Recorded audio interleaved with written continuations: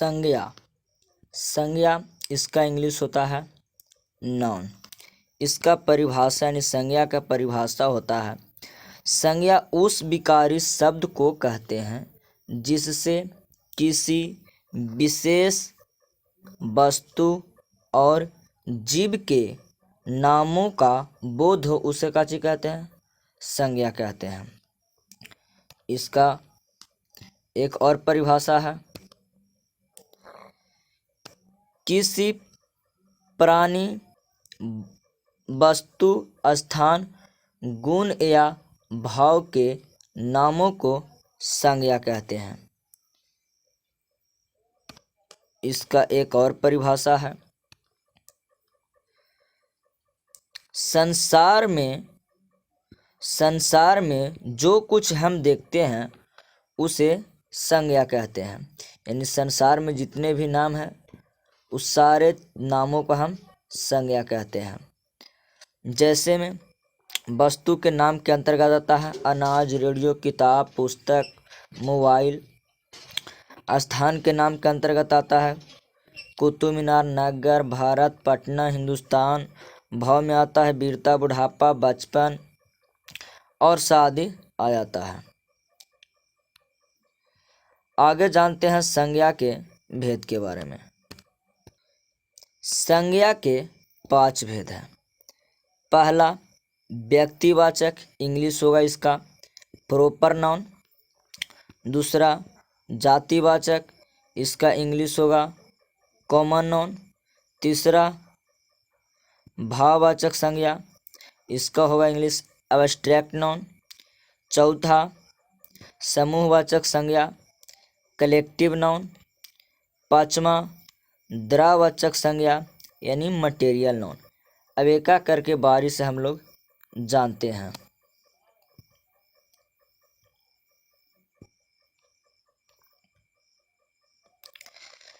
व्यक्तिवाचक संज्ञा का परिभाषा जान लेते हैं पहले। जिस शब्द से किसी खास व्यक्ति, वस्तु या स्थान के नाम का बोध हो उसे व्यक्तिवाचक संज्ञा कहते हैं। यानी किसी खास व्यक्ति या वस्तु का बोध हो, नामों का बोध हो, उसे क्या चीज कहते हैं? व्यक्तिवाचक संज्ञा कहते हैं। जैसे में व्यक्तियों के नाम में आता है सोनिया, गांधी, श्याम, महेश, सचिन और आदि हो जाता है। वस्तु के नाम में कार आ जाता है, चाय आ जाता है, कुरान आता है, गीता आता है, रामायण आता है। स्थान के नाम के अंतर्गत आ जाता है ताजमहल, कुतुब मीनार, जयपुर। दिशा के नाम में आ जाता है उत्तर, पश्चिम, पूरब। देश के नाम, ये सब व्यक्तिवाचक संज्ञा का नाम है। एग्जाम्पल है जापान, अमेरिका, पाकिस्तान, बर्मा। राष्ट्रीय जातियों का नाम भारतीय, रूसी, अमेरिकी। समुद्रों के नाम काला सागर, भूमध्य सागर, हिंद महासागर और प्रशांत महासागर।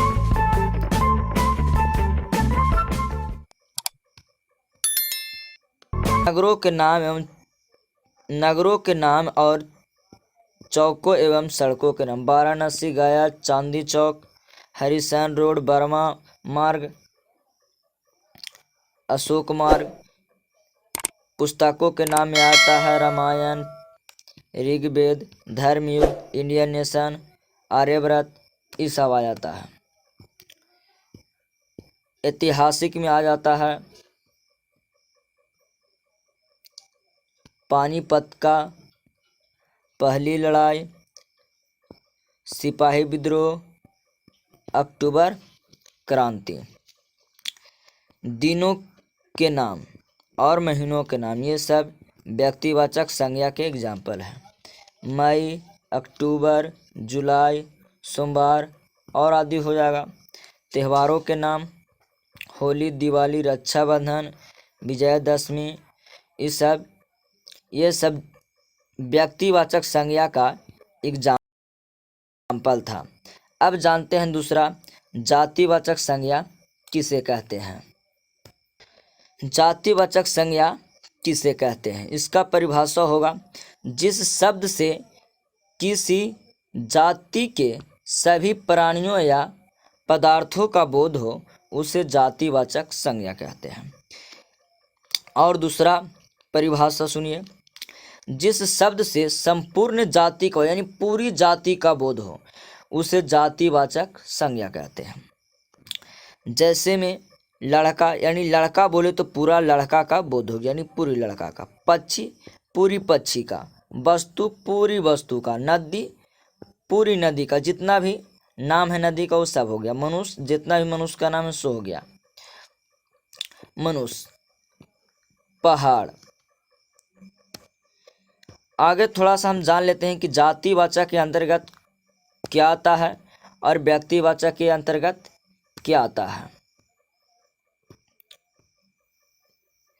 जातिवाचक के अंतर्गत आता है लड़का लड़की, यानी ये दोनों हो गया का चीज जातिवाचक संज्ञा। अगर नाम बोलते हैं राम श्याम सीता गीता ये सब बोलते हैं तो क्या चीज आता है, व्यक्तिवाचक संज्ञा में आता है। जानवर, जानवर का चीज में आ जाएगा जातिवाचक संज्ञा। अगर उससे हम नाम बोल देते हैं गाय बैल हाथी सियार तो यह आता है व्यक्तिवाचक संज्ञा के अंतर्गत। पक्षी जातिवाचक संज्ञा के अंतर्गत। यही अगर नाम बोलते हैं मोर कोयल तोता ये सब आता है व्यक्तिवाचक। नदी में नदी जातिवाचक संज्ञा है। अगर नाम बोलते हैं गंगा कृष्णा सिंधु ये आ जाता है आपका व्यक्तिवाचक संज्ञा के अंतर्गत।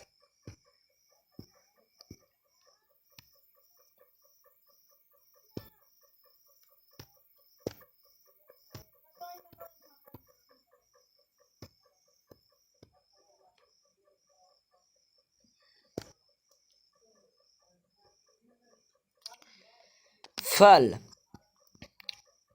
फल आ गया जातिवाचक में। अगर यही नाम बोलते हैं सेब आम केला व्यक्तिवाचक में। सब्जी बोले जातिवाचक में। सब्जी के नाम बोल दे मूली शलजम आलू भिंडी व्यक्तिवाचक में।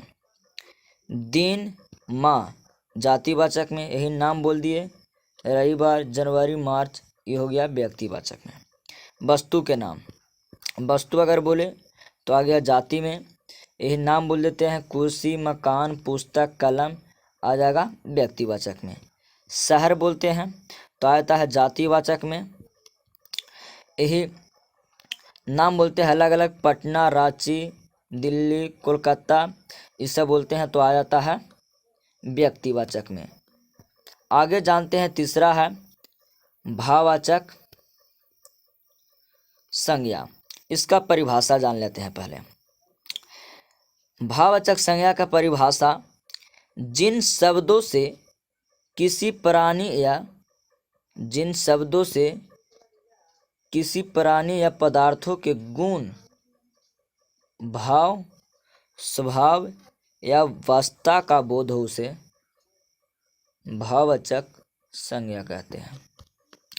एग्जाम्पल हो जाएगा उत्साह ईमानदारी बचपन मिठास गरीबी मोटापा कठोरता चतुराई गर्मी लाल चोरी भूख सुंदरता लंबाई मित्रता और आदि भी हो सकता है। आगे जानते हैं समूहवाचक संज्ञा के बारे में। इसका परिभाषा होगा समूहवाचक संज्ञा के, जिस संज्ञा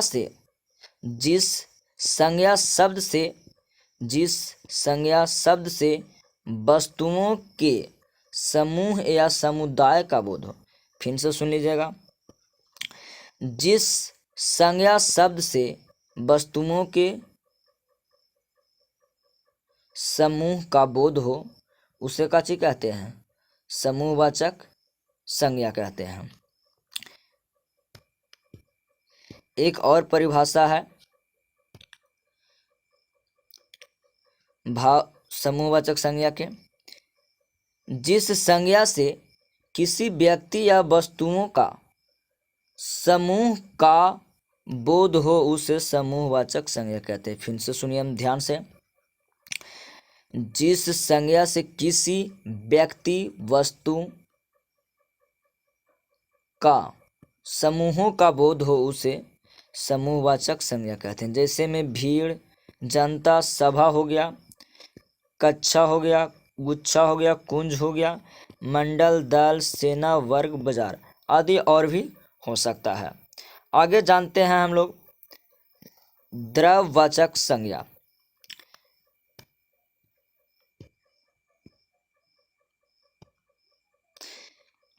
इसका परिभाषा होगा द्रव्यवाचक संज्ञा का, जिस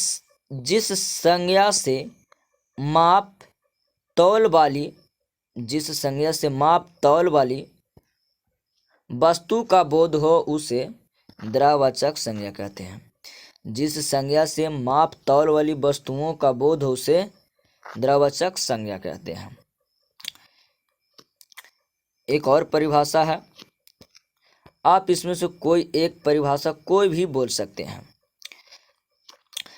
परिभाषा द्रव्यवाचक संज्ञा को सुनिए। जिस संज्ञा शब्द से किसी धातु, द्रव्य या पदार्थों का बोध हो, जिस संज्ञा से किसी धातु या पदार्थों का बोध हो उसे द्रव्यवाचक संज्ञा कहते हैं। जैसे एग्जाम्पल में आता है तांबा, पीतल, चावल, घी, तेल, सोना, चांदी, पानी, चाय, शराब और इत्यादि।